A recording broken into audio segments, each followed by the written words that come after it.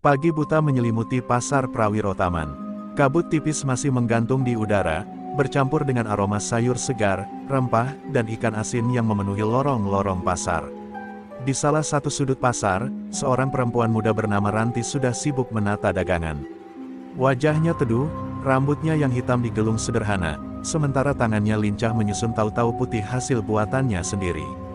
Ia adalah penjual tahu yang cukup dikenal di pasar itu, bukan hanya karena kualitas dagangannya, tetapi juga karena keramahan tutur katanya. Sejak subuh, pembeli setianya berdatangan. Tahu Ranti memang beda, lembutnya bikin nagih, begitu kata mereka. Namun, di balik senyum tulusnya, Ranti menyimpan sebuah rahasia besar. Ia bukan sekadar penjual tahu biasa. Dalam dirinya, mengalir kekuatan gaib warisan leluhur, Ajian Bandung Bondowoso. Kekuatan itu ia jaga rapat-rapat, hanya untuk keadaan genting, sebab ia tahu setiap kekuatan punya konsekuensi. Pasar Prawirotaman sendiri bukanlah tempat yang tenang. Di balik riuhnya jual beli, ada bayang-bayang kegelapan yang menindas para pedagang. Semua orang tahu nama Purno, preman paling ditakuti di pasar itu. Ia menguasai kios, memungut uang keamanan, dan menebar ancaman. Banyak pedagang kecil yang harus menyerahkan sebagian penghasilan mereka hanya agar bisa berjualan tanpa gangguan. Ranti sering mendengar keluhan para pedagang lain, tapi mereka tidak berdaya. Kalau melawan, habis sudah dagangan kita, bisik seorang pedagang sayur padanya. Namun Ranti berbeda, ia menolak tunduk pada keserakahan Purno. Baginya, hasil jeripayah harus dijaga, dan tidak boleh diserahkan begitu saja kepada orang yang hidup dari pemerasan. Di balik kesederhanaannya, Ranti juga memiliki jiwa yang keras. Ia sudah terbiasa hidup susah sejak ditinggal suaminya. Hidup sendiri, mengurus warung tahu, melawan sepi malam, membuatnya tumbuh menjadi perempuan kuat yang tidak mudah diguncang. Bahkan, ketika mendengar Purno mulai melirik lapaknya, ia tidak gentar. Hari itu, kabar beredar bahwa Purno akan datang menagih uang keamanan kepada semua pedagang baru, termasuk Ranti. Beberapa orang menyarankan agar ia menyerahkan saja sebagian uangnya, demi keselamatan. Tapi Ranti hanya tersenyum tipis. "Kalau saya menyerah, sampai kapanpun kita akan diinjak-injak," jawabnya dengan tenang. Di kejauhan, langkah kaki berat terdengar, diiringi suara orang-orang menyingkir. Purno muncul dengan tubuh besar dan tatapan penuh amarah. Pedagang langsung terdiam, seakan napas pun ditahan. Sementara itu, Ranti tetap berdiri di balik lapak tahunya, menatap lurus tanpa gentar. Saat itulah, pertemuan pertama antara penjual tahu dan preman pasar paling ditakuti pun dimulai. Ranti tidak tahu, peristiwa ini akan menjadi awal dari sebuah pertarungan besar, bukan hanya soal kekuatan, tapi juga soal harga diri dan keberanian. Sebab, di balik aroma tahu yang sederhana, tersimpan api yang siap menyala melawan kegelapan pasar Prawirotaman. Purno melangkah dengan congkak melewati lorong pasar. Tubuhnya yang kekar, kaos ketat tanpa lengan, serta tato naga di lengannya membuat siapapun menghindar dari hadapannya. Tatapan matanya tajam, penuh amarah yang seolah siap meledak kapan saja. Pedagang yang semula berteriak menjajakan dagangan kini menunduk, pura-pura sibuk menata barang, agar tidak menjadi sasaran perhatian Purno. Ia bukan sekadar preman, ia adalah raja kecil di pasar Prawirotaman. Di belakangnya, beberapa anak buahnya ikut berjalan, wajah-wajah kasar dengan senyum sinis.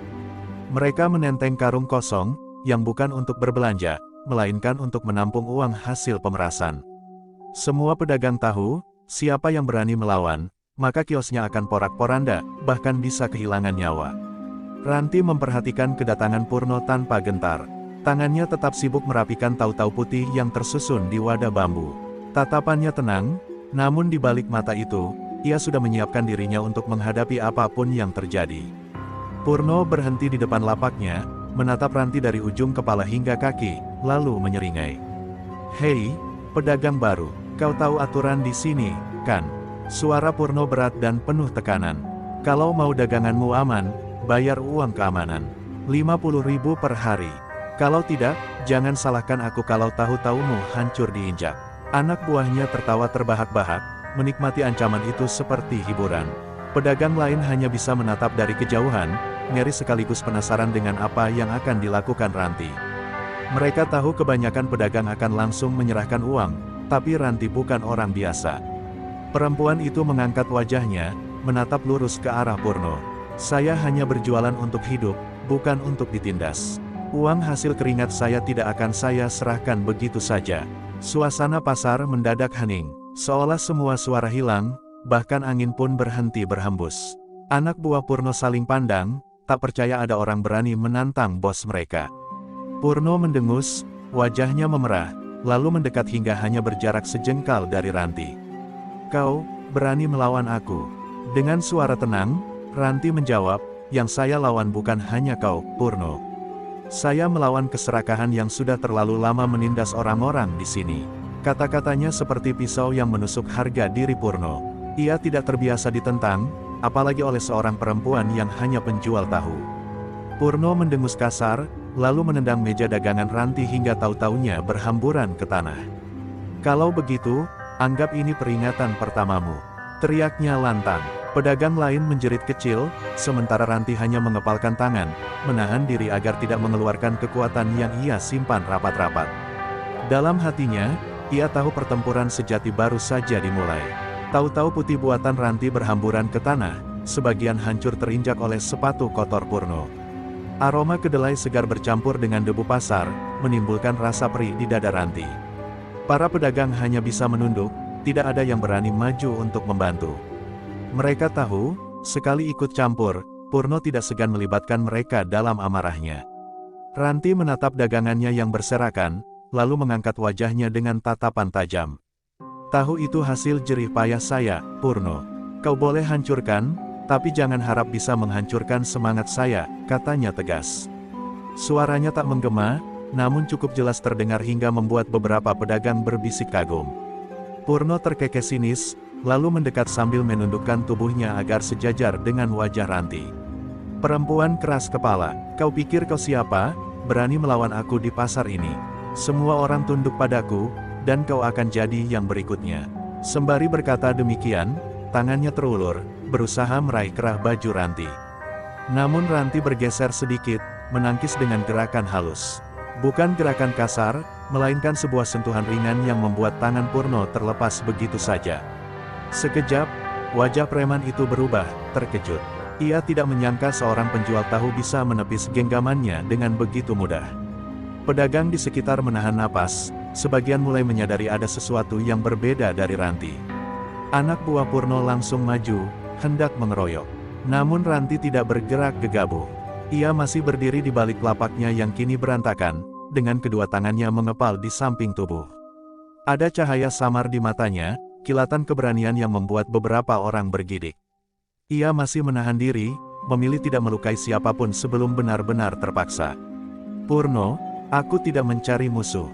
Aku hanya mencari nafkah dengan cara yang jujur," ucap Ranti dengan nada tenang, meski dadanya berdegup kencang. "Kalau kau terus begini, aku tak punya pilihan selain melawan.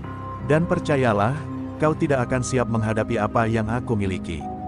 Kata-kata itu keluar perlahan, seperti peringatan halus, tapi penuh keyakinan.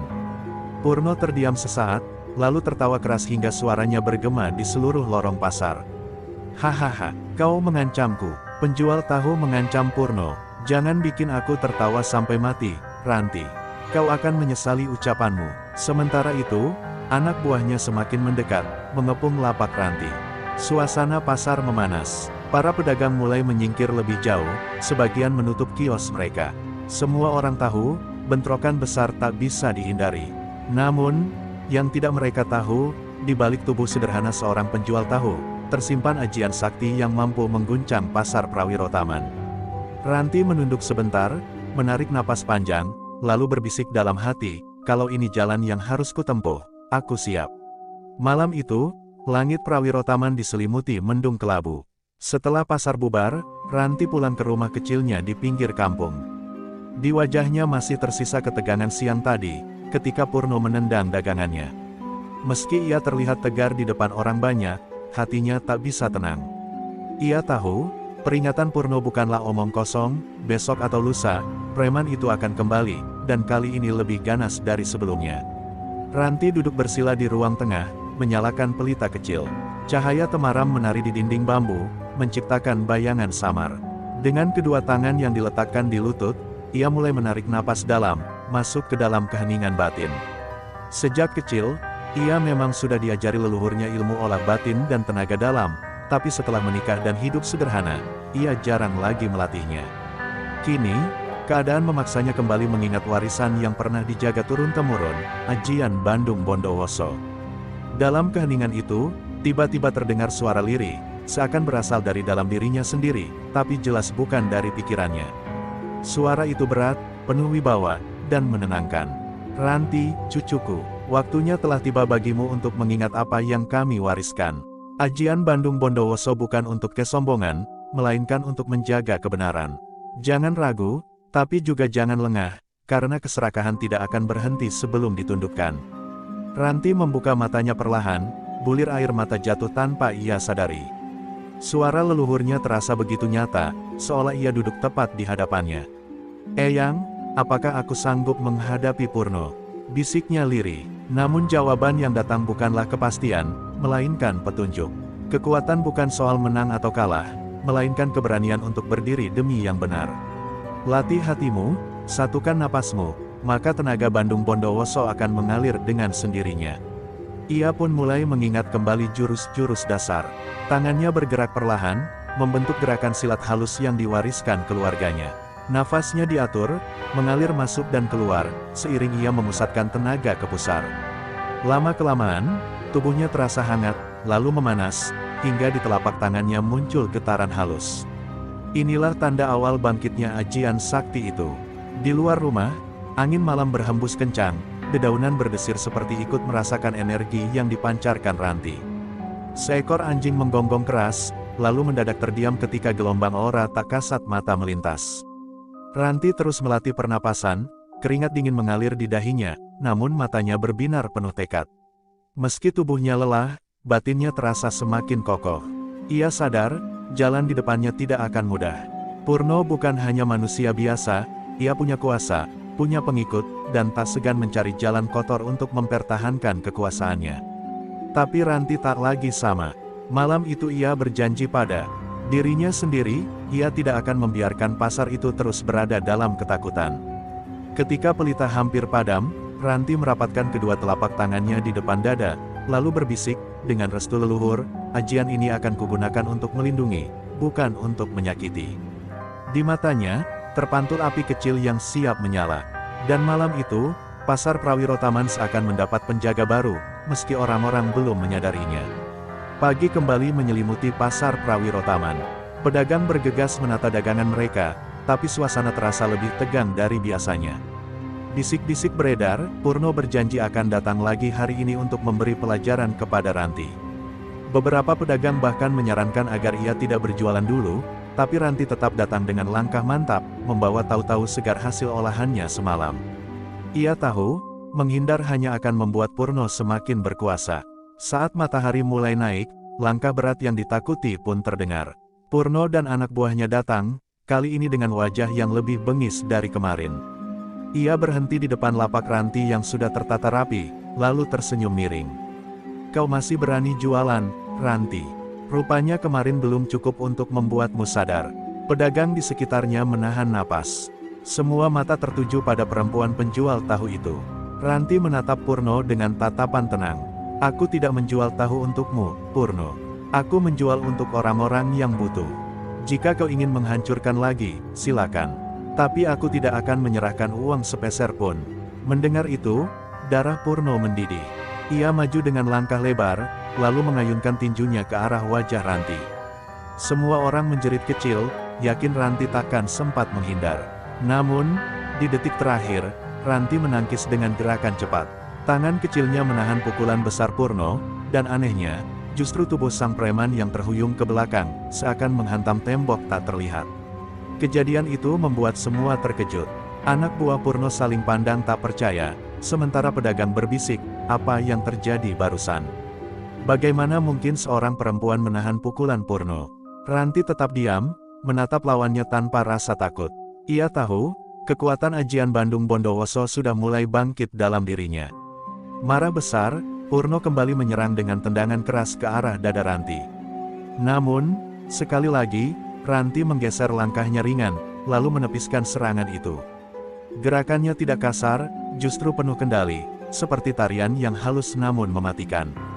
Kali ini, Purno jatuh terduduk, membuat orang-orang terperangah lebih dalam. Wajah Purno memerah, bukan hanya karena malu, tapi juga karena merasa harga dirinya diinjak. Ia berteriak, "Kau berani mempermalukanku di depan semua orang. Aku sumpah, Ranti, kau akan menyesal." Anak buahnya mencoba maju, tapi aura dari tubuh Ranti membuat mereka ragu.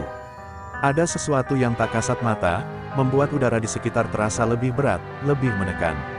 Meski berhasil menangkis, Ranti sadar ini baru awal. Purno bukan orang yang mudah menyerah. Ia pasti akan mencari cara lain untuk membalas. Namun bagi Ranti, tak ada lagi jalan mundur. Hari itu, di tengah pasar yang menjadi saksi, ia menunjukkan bahwa penjual tahu biasa pun bisa berdiri melawan ketidakadilan.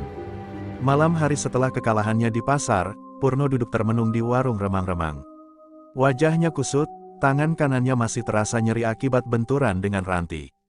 Ia mengingat kembali momen ketika seorang penjual tahu bisa menangkis pukulannya, bahkan membuatnya terjatuh di depan banyak orang. Itu bukan hanya kekalahan fisik, itu adalah penghinaan yang merobek harga dirinya sebagai preman pasar Prawirotaman.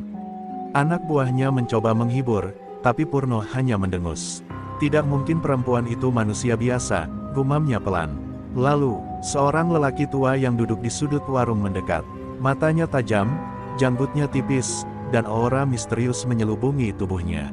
Lelaki itu dikenal sebagai Ki Jagabaya, seorang dukun sakti yang menguasai ilmu hitam. "Aku tahu apa yang kau cari, Purno," katanya lirih. Purno menoleh curiga. "Apa maksudmu, Mbah?" Ki Jagabaya tersenyum samar, lalu berkata, "Perempuan itu punya ajian. Kalau kau ingin menandinginya, kau juga harus punya kekuatan yang lebih besar. Aku bisa memberimu, tapi ada harga yang harus dibayar." Kata-kata itu seperti bara yang dilempar ke dalam hati Purno. Tanpa banyak pikir, Purno mengikuti Ki Jagabaya ke sebuah gubuk tua di pinggiran hutan. Malam itu, upacara kelam digelar. Kemenyan dibakar, asap mengepul, suara mantra menggema, memanggil kekuatan gaib yang tak kasat mata. Ki Jagabaya menorehkan darah ayam hitam ke dada Purno, lalu berbisik, "Mulai sekarang, tubuhmu tidak akan bisa mati dengan cara biasa. Kau akan memiliki ajian rawa rontek, ilmu hitam yang membuatmu kebal dari pukulan dan senjata." Tubuh Purno bergetar hebat, seakan disambar petir. Matanya melotot, napasnya berat, tapi perlahan tubuhnya dipenuhi tenaga baru. Ia berteriak lantang, suaranya menggema ke seluruh hutan. "Hahaha, sekarang aku tidak terkalahkan. Ranti, tunggu pembalasan dariku." Aura gelap menyelimuti tubuhnya, membuat anak buahnya yang ikut menyaksikan gemetar ketakutan. Namun Ki Jagabaya memperingatkan, "Ingat, rawa rontek tidak sempurna. Ada satu titik lemah yang harus kau jaga, tepat di dada kirimu. Jangan sampai orang lain tahu." Tapi Purno tak peduli. Baginya, kebal terhadap serangan apapun sudah cukup untuk menumbangkan Ranti dan mengembalikan kehormatannya. Keesokan harinya, kabar tersebar di pasar, Purno telah mendapatkan kekuatan baru. Pedagang kembali dicekam ketakutan. Kalau dia sudah kebal, siapa yang bisa melawannya? Bisik mereka. Ranti mendengar kabar itu saat tengah menata tahu di lapaknya. Ia menarik napas panjang, hatinya bergetar, tapi ia tahu takdir sudah menuntunnya ke jalan ini. Matahari pun bersiap menyaksikan babak baru. Purno yang kini kebal dengan ajian rawa rontek akan kembali ke pasar Prawirotaman, bukan hanya untuk menuntut uang, tapi untuk menuntut balas dendam. Dan Ranti, sang penjual tahu, harus siap menghadapi kegelapan yang lebih besar dari sebelumnya. Pagi itu, pasar Prawirotaman terasa berbeda. Biasanya hiruk-pikuk pedagang sudah memenuhi lorong, tapi kali ini banyak kios tutup. Orang-orang memilih menjauh, karena kabar sudah beredar, Purno akan datang lagi, kali ini dengan kekuatan barunya. Mereka tidak ingin terjebak di tengah amukan preman yang konon sudah kebal senjata dan pukulan. Ranti tetap membuka lapaknya. Tahu-taunya tersusun rapi, seakan tak ada yang terjadi. Namun di dalam hatinya, ia tahu hari ini akan menjadi ujian besar. Nafasnya teratur, tubuhnya tenang, tapi jiwanya bersiap. Ia mengingat wejangan leluhurnya, kekuatan sejati bukan untuk pamer, tapi untuk melindungi. Tak lama kemudian, langkah kaki bergemuruh. Purno muncul bersama belasan anak buahnya. Wajahnya lebih bengis, tubuhnya lebih tegap, dan matanya menyala penuh kesombongan. "Ranti, Teriaknya lantang, suaranya menggema ke seluruh pasar yang sunyi. Hari ini aku akan hancurkan kau, sekaligus harga dirimu. Tidak ada lagi yang bisa menolongmu. Pedagang yang masih bertahan hanya bisa menonton dari kejauhan, sembunyi di balik kios atau balik tumpukan barang. Mereka ingin membantu, tapi rasa takut menahan langkah mereka. Sementara itu, Ranti berdiri tegak di balik lapaknya, tidak bergeser sedikit pun. Kalau kau ingin membuktikan dirimu, Purno, lakukan di sini. Aku tidak akan mundur. Dengan tawa menghina, Purno melangkah maju. Ia mengayunkan tinjunya dengan kekuatan penuh, menghantam dada Ranti. Suara dentuman terdengar keras, seolah tulang bisa patah karenanya. Namun yang terjadi mengejutkan semua orang. Ranti bergeser ringan, menangkis, dan keduanya terpental ke belakang karena benturan tenaga dalam. Meja-meja dagangan di sekitar mereka bergetar hebat, beberapa bahkan roboh. Anak buah Purno bersorak, tapi sebagian justru ketakutan. Udara di pasar berubah tegang, seperti medan perang. Purno bangkit dengan tawa keras, hahaha. Kau memang hebat, Ranti, tapi sekarang aku punya rawa rontek. Kau bisa memukulku sekeras mungkin, aku tidak akan mati.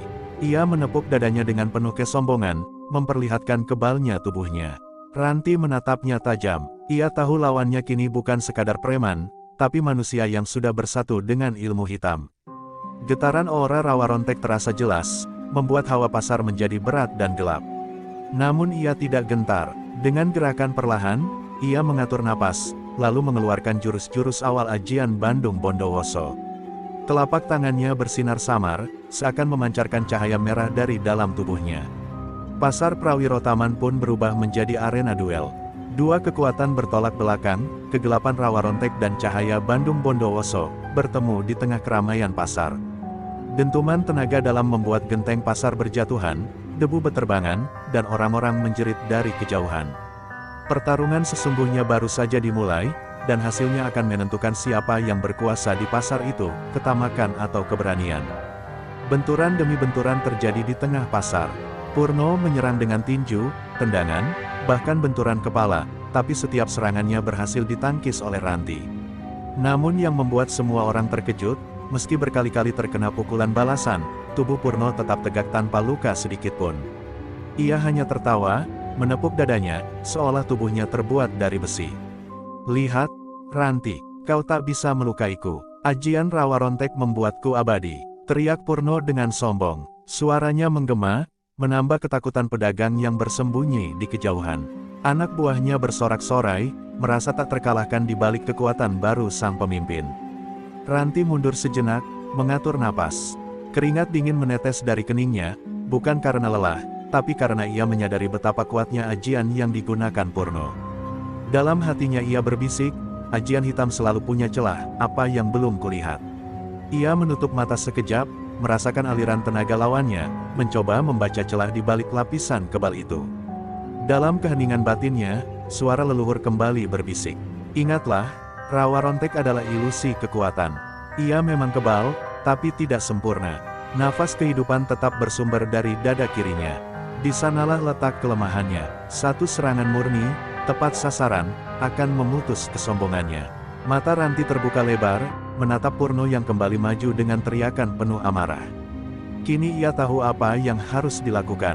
Namun, kesempatan tidak akan datang dua kali. Purno menyerang dengan tendangan memutar, membuat meja dagangan beterbangan. Ranti menunduk, lalu melompat ringan ke samping, mencari celah untuk menyerang. Pedagang yang menonton mulai merasakan perubahan. Cahaya samar di sekitar tubuh Ranti semakin kuat, kontras dengan aura gelap yang menyelimuti Purno. Mereka berbisik, seperti ada matahari dan badai yang saling bertarung. Hati mereka, yang semula penuh ketakutan, perlahan mulai dipenuhi harapan. Purno semakin marah karena pukulan demi pukulannya tidak mampu menjatuhkan Ranti. Ia mengeluarkan teriakan keras, menghantam tanah hingga lantai pasar bergetar. Namun di saat itu juga, Ranti melihat dada kirinya terbuka, tak tertutup pertahanan penuh.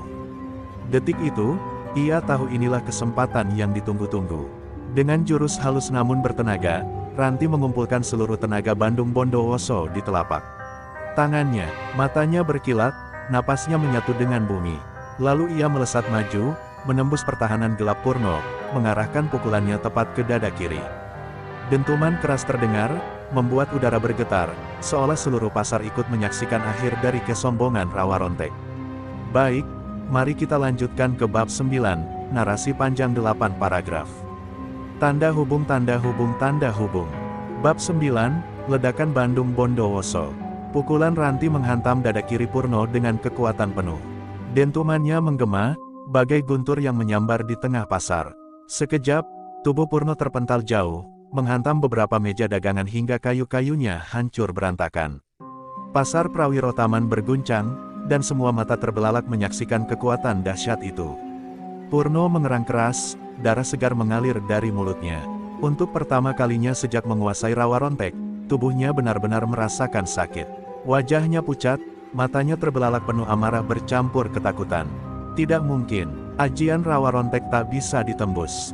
Teriaknya dengan suara serak, berusaha bangkit meski tubuhnya gemetar. Ranti berdiri tegak, napasnya teratur meski energi dalam tubuhnya terkuras. Tak ada ajian yang sempurna, Purno. Kesombonganmu sendirilah yang membutakan kelemahanmu, katanya lantang. Suara itu menusuk ke hati para pedagang yang menyaksikan, membuat mereka semakin yakin bahwa cahaya kebenaran sedang mengalahkan kegelapan. Purno mencoba bangkit, tangannya gemetar menutup dada kirinya. Aura hitam Rawa Rontek yang biasanya menyelimutinya mulai pudar, bergetar tak stabil. Dari tubuhnya keluar asap tipis seperti kabut hitam, menandakan ajian itu mulai runtuh. Anak buahnya, yang tadi bersorak, kini panik dan saling berlari mencari tempat aman. Namun, amarah Purno tak mudah padam. Dengan sisa tenaga, ia mengerahkan Rawa Rontek terakhirnya. Tubuhnya membesar dengan aura gelap yang meliuk-liuk, seakan menjadi bayangan raksasa yang siap menelan pasar. Kalau aku jatuh, aku akan menyeret semua orang bersamaku. Teriaknya gila, melepaskan gelombang energi hitam yang merobohkan bangunan di sekelilingnya. Ranti memejamkan mata, lalu menghimpun seluruh tenaga ajian Bandung Bondowoso. Cahaya putih keemasan menyelimuti tubuhnya, memancar semakin terang hingga mengalahkan kegelapan Purno. Pedagang yang menonton merasakan angin sejuk berhembus, seperti doa-doa leluhur yang ikut turun menolong. Dalam satu lompatan terakhir, Ranti melesat ke arah Purno. Cahaya di tubuhnya meledak, menembus pusaran energi hitam Rawa Rontek. Dentuman maha dahsyat terjadi, bagai benturan matahari dengan badai hitam. Pasar Prawiro Taman dipenuhi cahaya menyilaukan, membuat semua orang menutup mata sambil berdoa agar masih hidup setelah ledakan itu. Saat cahaya mereda, Ranti berdiri di tengah reruntuhan dengan tubuh penuh debu, namun matanya tetap berkilau. Sementara Purno terkapar tak berdaya, aura Rawa Rontek sirna dari tubuhnya. Untuk pertama kalinya, sang preman pasar benar-benar takluk. Keheningan menyelimuti pasar, sebelum akhirnya sorak-sorai kemenangan meledak dari para pedagang yang kini merasa bebas dari tirani Purno. Debu masih mengepul di udara, namun suasana pasar Prawiro Taman perlahan kembali tenang. Ranti berdiri tegak, tubuhnya masih bergetar karena sisa tenaga Bandung Bondowoso yang telah ia kerahkan habis-habisan. Para pedagang keluar dari persembunyian mereka, menatap penuh haru dan kagum. Mereka tahu, sejak hari itu, pasar mereka akan berbeda. Purno tergeletak di tanah, wajahnya kusam, tubuhnya lemah tanpa daya. Ajian Rawa Rontek yang ia banggakan sirna tanpa jejak, menyisakan dirinya sebagai manusia biasa yang ketakutan. Anak buahnya yang tersisa memilih kabur, tak berani lagi menantang sosok Ranti. Ia mengerang, mencoba merangkak, namun pandangan mata semua orang kini penuh dengan hinaan, bukan lagi rasa takut. Ranti mendekat, menatap Purno dengan mata teduh namun tegas. Kekuatan bukan untuk menindas. Kau kalah bukan karena aku lebih kuat, Purno. Kau kalah karena hatimu kosong, dipenuhi hanya keserakahan, ucapnya lirih. Kata-kata itu menghujam, membuat Purno menunduk, tak mampu berkata apa-apa. Pedagang mulai bersorak, beberapa meneteskan air mata. Hidup Ranti, penjual tahu pemberani, teriak mereka bersahut-sahutan. Suasana pasar kembali hidup, kali ini bukan karena hiruk pikuk dagangan, melainkan karena kebebasan dari tirani. Mereka tahu, keberanian seorang perempuan sederhana telah mengubah nasib banyak orang. Meski lelah, Ranti hanya tersenyum kecil. Ia kembali menata gerobak tahunya yang hancur berantakan, dibantu oleh para pedagang lain. Pasar ini harus tetap hidup. Dagangan kita adalah nyawa rakyat kecil, katanya sembari membersihkan sisa-sisa reruntuhan. Kata-kata itu membuat semua orang merasa malu sekaligus terinspirasi, karena Ranti memikirkan kehidupan bersama lebih dari sekadar kemenangan. Purno akhirnya digiring keluar pasar oleh warga. Tak ada yang berani lagi mengikutinya. Ia ditinggalkan sebagai pecundang, dengan harapan bahwa dirinya kelak bisa menyadari kesalahannya. Bagi pasar Prawiro Taman, ia hanyalah sejarah kelam yang tak akan terlupakan, tapi juga tak akan ditakuti lagi. Seiring waktu, kabar keberanian Ranti menyebar ke seluruh kota. Ia dijuluki penjual tahu Bandung Bondowoso, bukan hanya karena ajian sakti yang dimilikinya, tapi karena keberaniannya melawan ketidakadilan. Namanya hidup di hati para pedagang, menjadi simbol harapan dan perlawanan rakyat kecil. Dan begitulah, pasar Prawiro Taman kembali bernyawa. Suara tawa, candaan, dan riuh dagangan memenuhi udara. Di tengah semua itu, Ranti tetaplah Ranti, seorang penjual tahu yang sederhana, namun dengan hati sebesar gunung. Ia tahu, perjuangan melawan kezaliman tak pernah benar-benar berakhir, tapi selama ada keberanian, kebenaran akan selalu menemukan jalannya.